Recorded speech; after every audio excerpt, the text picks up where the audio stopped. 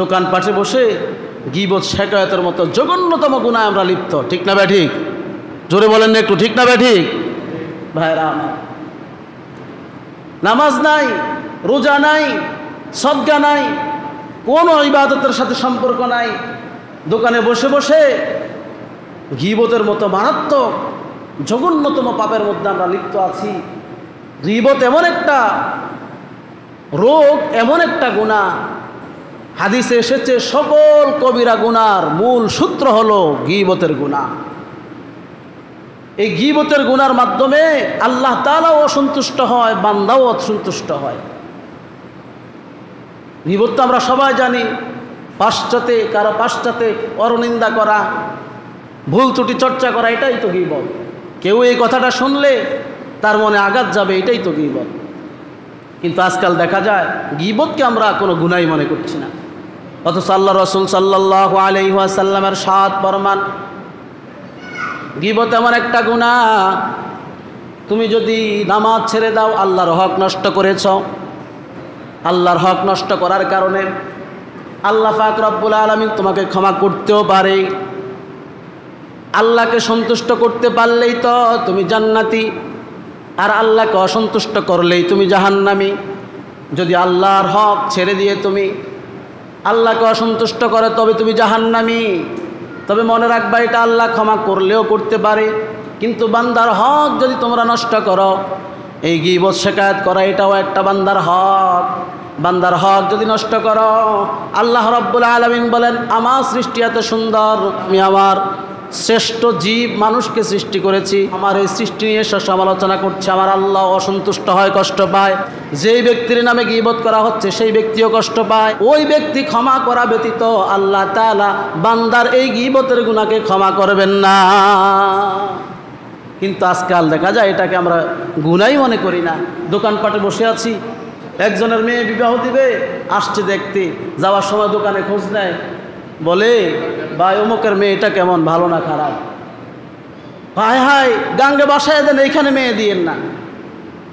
এরকম লোক সমাজে আছে না নাই? এই সমস্ত লোক মনে হয় এই সমাজে নাই, আছে না নাই? জোরে আওয়াজ দেন না, আছে না নাই?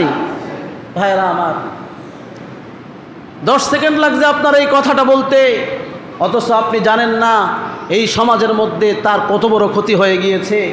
আর তার ক্ষতি আমরা দোকানপাটে বসে বসে করছি। ওই টিভির দিকে তাকায়া, সিনেমার দিকে তাকায়া, পায়ের উপরে পা দিয়ে আপনি গীবত করতেছেন, চুমুক দিয়ে আপনি গ্লাসে চা খাচ্ছেন, আবার গীবত করতেছেন।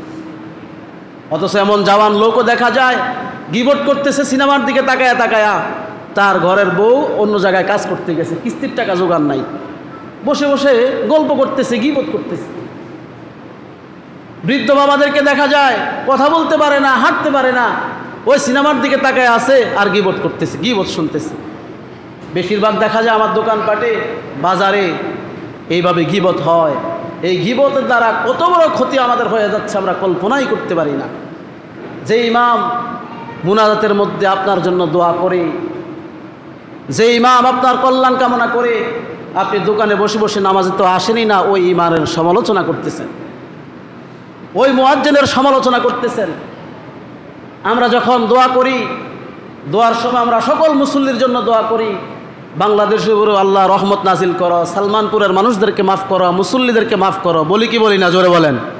যারা ফজরে আসেন, বিশেষ করে ফজরে দোয়া হয়, আমার সেই মুসল্লিরা যারা গীবতকারী তারা তো ফজরে আসে না, দেখে না, সবার জন্য দোয়া হয়।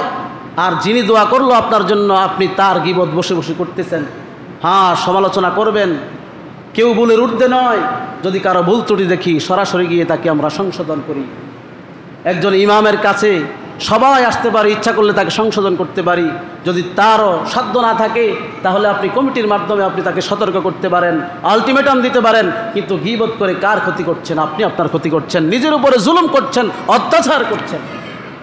ভাইয়েরা আমার, এই কথাগুলো আজকে আমাদের শোনা দরকার, বলা দরকার। গীবতের মাধ্যমে শুধুমাত্র যে আমার আমল নামা শেষ হয়ে যাচ্ছে, বিষয়টা এমন নয়। গীবত বলা হয়েছে হাদিসের ভাষায়, এটা তুষের আগুনের মতো নিজের আমল নামাকে জ্বালিয়ে জ্বালিয়ে শেষ করে দেয়। হাসরের ময়দানে বান্দার নেক আমলগুলো বদ আমলে রূপান্তরিত হয়ে গেছে। বান্দা বলবে, আমি তো নামাজ পড়েছিলাম, রোজা রেখেছিলাম, হজ করেছিলাম, আমি তো আমার মসজিদের মধ্যে দান সদকাও করেছিলাম, আজকে আমার আমল নাই কেন? ফেরেশতারা জবাব দিয়ে বলে দিবে, ও আল্লাহর বান্দা, তুমি পৃথিবীতে থাকাকালীন তোমার জীবদ্দশায় অনেক না আমল করেছ। ওই দোকানে বসে বসে তুমি গীবত গাওয়ার কারণে, ছগলখড়ি করার কারণে আজকে তোমার সবগুলো নেক আমল বদ আমলে পরিণত হয়ে গেছে। কন্যা নাউজুবিল্লাহ। এজন্য ভাইরা আমার, গীবত থেকে বাঁচার চেষ্টা করি। হাসরের ময়দানে গীবতকারীদের নখগুলো হবে তামার, আর এই নিজের চেহারায় নিজে আসলে আসলে মাংসগুলো খুঁড়বে আর নিজের মাংসগুলো নিজে নিজে খাবে। নাউজুবিল্লাহ। এত ভয়াবহ শাস্তি হবে। ভাইরা আমার, আজকে একটু চিন্তা করে দেখি, আমি কতটুকু সচেতন, আমার বিবি নামাজ পড়ে কিনা, আমার সন্তান নামাজে আসে কিনা, আমি কতটুকু ইসলাহ হয়েছি, আমি কতটুকু শুদ্ধ হয়েছি। আজকে নিজের চিন্তা একটু নিজে করি না? অন্যের পিছনে কেন লাগে? অন্যের টেনশন আপনি কেন করবেন? আপনি নিজের টেনশনটা একটু নিজে করেন না? তাহলে আপনি প্রশ্নের জবাব পেয়ে যাবেন, তাহলে আপনি সব কিছুর উত্তর পেয়ে যাবেন।